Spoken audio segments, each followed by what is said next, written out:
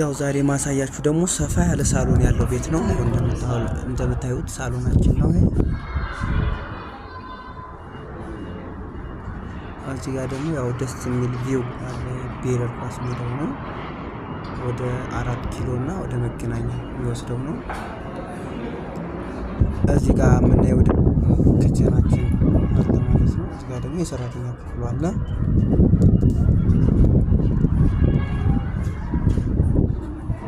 እዚህ ጋር ያው አንደኛው ልጆች ክላስ ነው ማለት ነው።